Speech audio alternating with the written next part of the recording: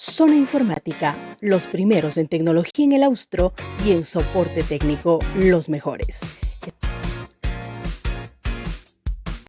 Estamos ubicados en la calle Rivera, entre Sucre y 3 de noviembre.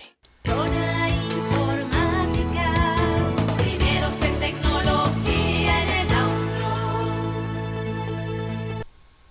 Bien, a nuestros seguidores de Ecos del Cañar, muy buenas noches, bienvenidos a esta transmisión. En esta oportunidad contamos con la participación del ingeniero Homero Castañer. Él es el nuevo viceministro de Gobierno, designado o posesionado ayer en realidad por parte de Guillermo Lasso y de César Monge, actual ministro de Gobierno. Ingeniero, muy buenas noches, gracias por la aceptación. Partamos de lo general. ¿Cómo toma usted esta designación y cómo se dio esta designación como viceministro? Gracias, Álvaro, un saludo a usted, a todos quienes nos siguen, un gusto compartir este diálogo, un saludo especialmente a todos los cañarenses, coterráneos que han estado pendientes, que han estado escribiéndonos, que han estado deseándonos éxitos en las funciones. Bueno, lo recibimos con mucha humildad, es una gran responsabilidad y con un compromiso de trabajo íntegro e incansable por el país, Le cuento que hace una semana aproximadamente recibí la propuesta del ministro, ya ministro, tiempo no estaba todavía de ministro, seguía de asambleísta y posteriormente de nuestro presidente Guillermo Lasso para integrar el equipo de trabajo, ¿no? Para ser parte del gabinete. Le cuento que el Ministerio de Gobierno es uno de los ministerios más importantes del país, es un ministerio grande, un ministerio que tiene 5 edificios aquí en la ciudad de Quito y que articula varios temas, ¿no? Pero yo le voy a dividir en dos, el tema de un viceministerio del Interior y de Seguridad, lo que maneja la policía, y lo que es la gobernabilidad y la gestión política. Ajá. En donde está Homero Castañer. Exacto, ingeniero, perdón que le interrumpa ahí y precisamente quiero, para aclarar este tema, usted dentro del Ministerio de Gobierno va a encargarse prácticamente del tema político. Así es, gobernabilidad y tema político. Le cuento que tengo bajo mi despacho 4 subsecretarías, una subsecretaría de gobernabilidad, que es la que articula el trabajo con las diferentes con los diferentes niveles de gobierno, es decir, los coordinadores zonales, los gobernadores, los intendentes, los jefes políticos, los tenientes políticos. Hay otra subsecretaría que articula el trabajo con las otras instituciones del Estado, es decir, con la Asamblea Nacional, con el Consejo de Participación Ciudadana, con los diferentes ministerios, para darle gobernabilidad al país. Hay otra subsecretaría que se encarga de lo que es el tema de los gobiernos autónomos descentralizados, de los diferentes municipios, consejos provinciales, juntas parroquiales, y finalmente un tema de trabajo con lo que son gremios, ¿no? Transporte, con lo que son los diferentes gremios, la Junta de los Artesanos, y la labor es inmensa, ¿no? Es decir, es lograr los diálogos y atender las demandas ciudadanas justas de los diferentes sectores. Bien, partiendo de esto último que usted menciona, ingeniero, ¿qué tan parecida es la función a lo que usted realizaba en la Asamblea? Porque durante 2 años, me parece, y corríjame si es que me equivoco, usted fue jefe de bloque y de igual manera le tocó coordinar acciones con las otras bancadas. Bueno, le puedo decir que es parecido en el sentido de que, le voy a decir, para mí, en la vida, todo proyecto que uno emprende, desde un proyecto de matrimonio hasta un proyecto de emprender en un negocio, una empresa, un proyecto político, un proyecto de un negocio. Lo más complejo es el tema del manejo de la gente, el manejo, y porque todas las personas somos diferentes, no todos pensamos igual, pero aquí vienen los consensos, ¿no? Los consensos, por ejemplo, para armar una agenda legislativa, ahí hay una bancada de Pachacute, hay una bancada de UNES, por el acuerdo nacional que se unieron, creo, y los independientes, y en ese sentido, la idea es armar una agenda legislativa, por ejemplo, que vaya de la mano con el plan de trabajo de nuestro presidente Guillermo Lasso, ¿sí? Tenemos que entender, y los ecuatorianos tienen que entender, y los asambleístas tienen que entender, que el Ecuador decidió que Guillermo Lasso es el presidente de la República, y que él tiene un plan de gobierno, y ese plan de gobierno no puede ser entorpecido por la Asamblea Nacional, pero tampoco puede ser impuesto por el gobierno hacia la Asamblea Nacional, porque la Asamblea Nacional con el gobierno tiene que colegislar los proyectos de ley que se manden de lado y lado. En este sentido, yo entiendo usted, por lo que usted acaba de mencionar, que va a ser pieza fundamental usted en los diálogos entre el gobierno y la Asamblea.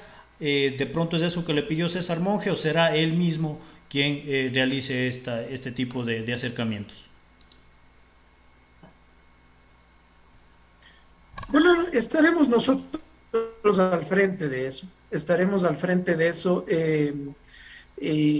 hoy día, por ejemplo, mantuvimos una reunión de trabajo importante en el Palacio de Gobierno con la bancada del Acuerdo Nacional, con los 25 legisladores, asambleístas de esa bancada, con el presidente de la República, con el ministro César Monge, justamente para ver cuál va a ser nuestra agenda legislativa, la agenda del gobierno, y también contrastar con lo que quieren las autoridades de la Asamblea Nacional y las otras bancadas frente a las prioridades que deben encontrarse. Entonces, claro, este viceministerio de gobierno, de gobernabilidad, tiene que identificar, por ejemplo, que no suceda lo que sucedió en este periodo legislativo, en donde hubo varias leyes que envió el presidente de la República o que salieron de la Asamblea Nacional, que se trabajaron, que se aprobaron y después fueron vetadas. Eso es tiempo perdido.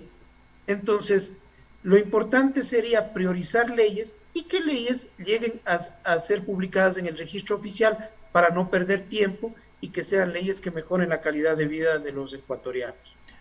Bien, esta gobernabilidad, ingeniero, y usted fue parte del periodo legislativo anterior, ¿significa también darle participación a algunos asambleístas en las provincias sin que suene a reparto de hospitales, por ejemplo, como pasó en el periodo anterior? A ver, Guillermo Lasso ha acuñado a nuestro presidente una frase que se llama el Ecuador del encuentro. Y ahora nosotros estamos hablando de un gobierno del encuentro. Un gobierno que pueda recibir todas las ideas, todas las iniciativas, los argumentos de los diferentes sectores políticos, de otros asambleístas, de alcaldes, de prefectos, para su plan de gobierno, ¿sí? Guillermo Lasso, desde que pasó a segunda vuelta, habló de un Ecuador del encuentro. Y nosotros, en ese sentido, en los diálogos no se están manejando en temas de cuotas políticas, no se están manejando en tema de qué puesto te doy para que tú me apoyes. Pero, por ejemplo, sí se están dando en temas, a ver, a ustedes como legisladores, ¿qué les interesa? ¿Qué iniciativa legislativa tienen? ¿Qué ley quieren pasar? ¿Qué iniciativa de fiscalización tienen?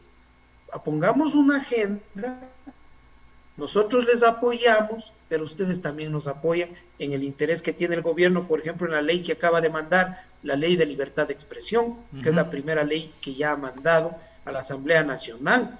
para garantizar el derecho de libertad de expresión. Los legisladores tienen una prohibición legal y constitucional de gestionar cargos públicos y nosotros, nuestra función no va por ese lado, ¿no? Nosotros creemos que la gobernabilidad se logra en otro tipo de acuerdos y no con compra de legisladores. Entonces usted descarta totalmente lo que se leía en Twitter, por ejemplo, que los votos de los independientes iba en torno a tener participación política en cada una de sus provincias. Miren, nosotros no hemos sido parte de ningún acuerdo en ese sentido, ¿no? El gobierno no ha sido parte de ningún acuerdo en ese sentido de cuotas políticas, pero nosotros no nos negamos en la posibilidad, y ya se ha demostrado en el gabinete. Mire que el gabinete ministerial hay gente que no ha estado en CREO, que algunos no han estado ni en política. Por ejemplo, en el gabinete ministerial existen 2 ministros que estaban activamente, creo que es Tangi Vera, ministra de Agricultura, va a haber 3, Tangi Vera, ministra de Agricultura, Patricio Donoso, ministro de Trabajo, y César Monge, ministro de Gobierno. Mae Montaño ya no estuvo en CREO. Sebastián Palacios pertenecía a SUMA. Palacios. Sebastián Palacios estaba en SUMA. Y existen muchos actores que están colaborando en el gobierno que no necesariamente vienen con el membrete de la 21 y de CREO. Y si eso pasa en las provincias, de que pueden haber cuotas ciudadanas de servicio, que no necesariamente sean de CREO, sino que sean perfiles adecuados. Ahora se ha pedido, por ejemplo, a los diferentes ministros que veamos perfiles. En el tema de las intendencias, por ejemplo, que está a cargo del Ministerio de Gobierno, vamos a recibir ternas, 3 nombres para ver los mejores perfiles, por ejemplo, de las intendencias nombradas por el Ministerio de Gobierno, y en ninguno de esos requisitos dice que haya sido militante de CREO, ¿no? Pero lógicamente las intendencias va a estar nombradas desde su viceministerio. Desde el Ministerio de Gobierno, sí, desde el paraguas grande, esos son nombradas por el ministro César Monge, el intendente de policía de cada una de las provincias. Bien, en la provincia del Cañar ya se ha presentado la terna y esta le hago la consulta porque se viene el fin de semana. Estamos a un día del fin de semana y por lo general los intendentes de policía y comisarios realizaban operativos de control para, en un sentido, garantizar la seguridad ciudadana y en otro sentido, garantizar también el tema de evitar contagios de COVID-19. ¿Qué tan pronto o cuánto tiempo van a tardar ustedes ya hasta designar los intendentes en cada provincia? No queremos nosotros trabajar a tropezones. Le cuento,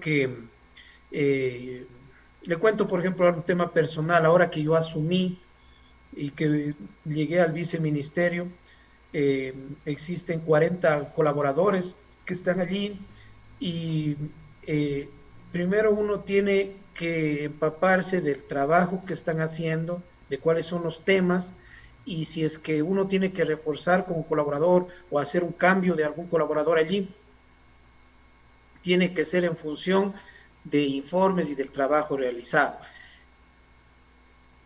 En los temas de las provincias, recordemos que recién se han nombrado 5 gobernadores, faltan por nombrar 18 más, porque Galápagos no tiene gobernador, tiene un régimen especial, y Pichincha tampoco tiene gobernador. Entonces primero, yo pienso que lo que se dio, recién ayer fue nombrado el gobernador del Cañar. El gobernador del Cañar tendrá que enviar esa terna, él tendrá que enviar esos nombres al Ministerio de Gobierno. No hemos dialogado todavía con el doctor Wilfrido Rivera, a quien le deseo todos los éxitos del mundo, que haga una labor fructífera desde la gobernación del Cañar, pero esa es responsabilidad netamente de la gobernación de cada provincia enviar esas ternas para intendente, y también el nombramiento de jefaturas políticas y tenencias políticas, eso se da desde cada una de las gobernaciones. Bien, Los nombramientos, por ejemplo, de los diferentes ministerios, eso se encarga cada ministro. bien, ingeniero, sin embargo, retomando el tema de su función ya del tema político, ¿qué va a pasar cuando traten ustedes de cumplir la propuesta de Guillermo Lasso, y que lo dijo ampliamente en campaña, que por ejemplo se podría vender el Banco del Pacífico, Seguro Sucre, y empezar a concesionar algunas otras entidades públicas, y que está en contra de lo que ampliamente se ha pronunciado Pachacuti, Izquierda Democrática? ¿Cómo van a trabajar ustedes desde el punto de vista político? Voy a repetir unas palabras de nuestro presidente el día de hoy en la tarde en el Palacio de Gobierno, donde estuvimos reunidos. Si un padre que tiene la responsabilidad, o una madre que tiene la responsabilidad de cuidar por la economía del hogar, no tiene ingresos, y tiene dentro del hogar un vehículo de lujo o un vehículo que le está sobrando o que es innecesario, y tiene que venderlo para darle de comer a sus hijos, tiene que pasar eso. El Banco del Pacífico, si tiene que ser vendido para tener liquidez, porque es así de grave, el país está destrozado, no hay dinero, no había un plan de vacunación, 7 de cada 10 ecuatorianos no tienen un empleo formal, no hay movimiento económico, hay un déficit de casi 9.000 millones de dólares, un déficit que nunca en la historia del Ecuador se ha alcanzado. Y allí, ¿qué es lo que necesitamos hacer? Hay que vender activos que no son rentables para el país, hay que vender activos que están en inmobiliar, hay que vender activos, en este caso como el Banco del Pacífico, que no es la labor de un gobierno tener un banco comercial. El Banco de Fomento es otra cosa, es para el fomento de la agricultura, es un banco subsidiado, un banco que entrega créditos blandos para la agricultura, pero el Banco del Pacífico es un banco comercial, y en ese sentido ha habido el impulso de Guillermo Lasso de vender activos que no son productivos para el Ecuador. Pero ¿cómo se va a conversar con las bancadas que estarían opuestas a este tipo de ventas, de concesiones, de privatizaciones? Bueno, mire, eso no tiene que pasar por la Asamblea Nacional, eso se efectiviza con vía decreto, no tiene que pasarse una ley para producirse una venta de un activo, y se tiene que entender, y la gente tiene que entender, que el proyecto que ganó las elecciones, que le propuso al Ecuador un plan de gobierno, fue el proyecto de nuestro presidente Guillermo Lasso. Que a todos no les puede gustar una decisión, otra decisión, eso es normal, eso es democracia. Lo importante es que Guillermo Lasso ha ofrecido generación de empleo, ha ofrecido inmunizar a toda la población ecuatoriana hasta fines de año, ha ofrecido 200.000 viviendas, ha ofrecido la posibilidad de que haya un crecimiento económico, ha ofrecido terminar el mandato con déficit cero, es decir, ir acortando ese déficit impresionante que tenemos, ese hueco en la caja fiscal, y para eso tenemos que dejarle gobernar a Guillermo Lasso.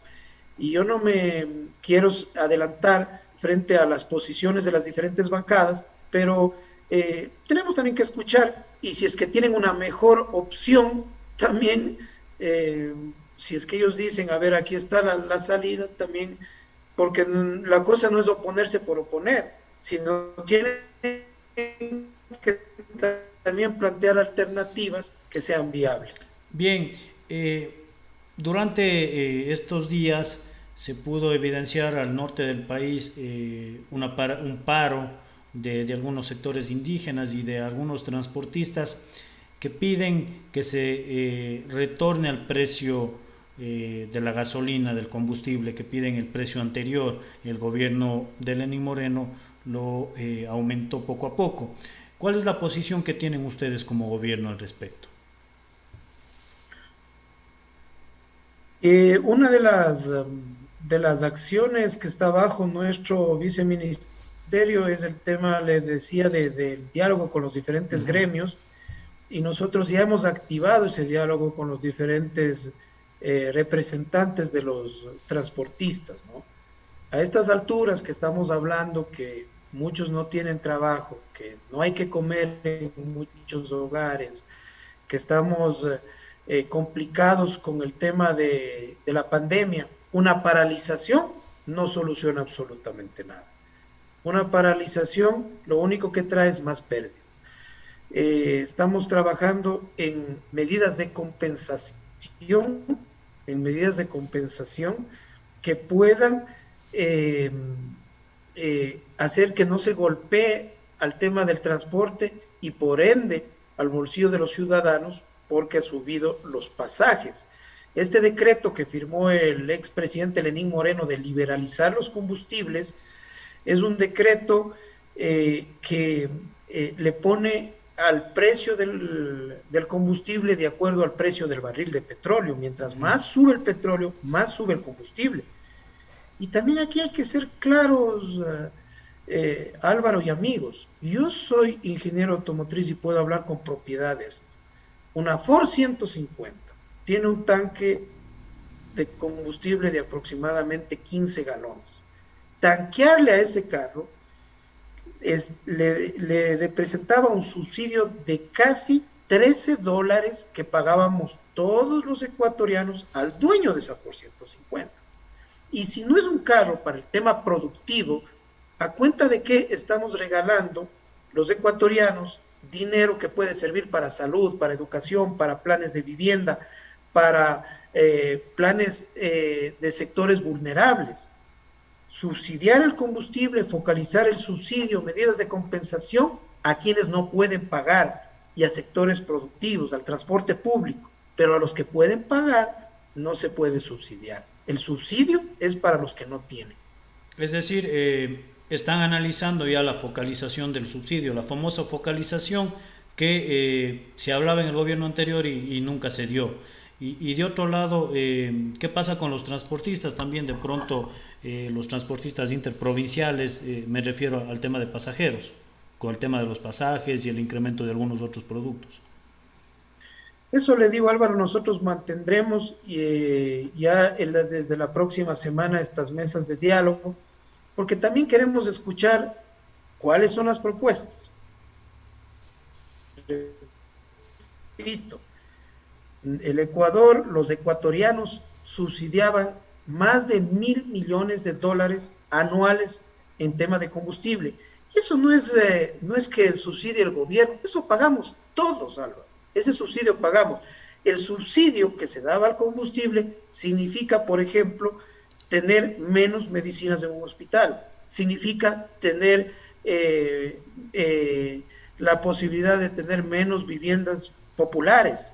Entonces, necesitamos nosotros escucharles a ellos también y ver qué es lo que plantean dentro de este tema, por ejemplo, arancelario, del tema de neumáticos, del tema de repuestos, del tema de lubricantes, muchos de ellos que no se fabrican, no tenemos aquí en el país, son importados y que son muy caros, y eso también encarece el tema de la transportación. Nuestros vecinos de Colombia y de Perú tienen combustible a precios internacionales. Bien, para ir finalizando, ingeniero, el tema de la vacunación. ¿Se ha establecido el plan ya? ¿Desde cuándo se va a ejecutar? ¿Y cómo se va a trabajar?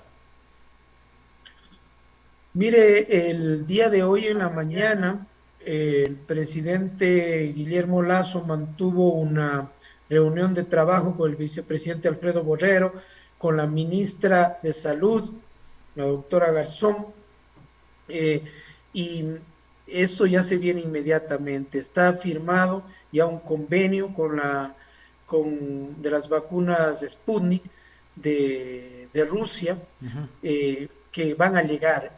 Los que hemos visto el tema de vacunación, los que hemos visto la vacunación es rapidísima, dura segundos. El problema es que no había vacunas.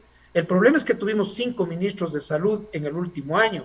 El problema es que no hubo un plan de vacunación o estábamos pidiendo fiaditas las vacunas porque no había la liquidez.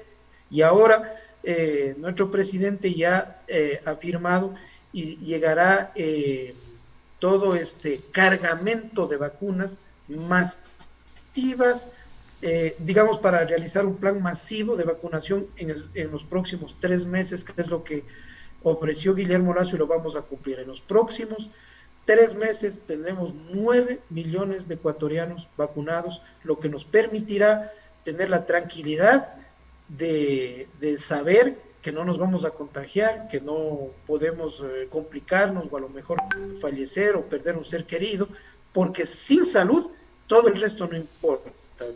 ¿De qué vale hablar de empleo, de desarrollo económico, si la gente sigue falleciendo y sigue enfermándose? Bien, el plan empieza ¿desde qué fecha? Desde el 31 de mayo.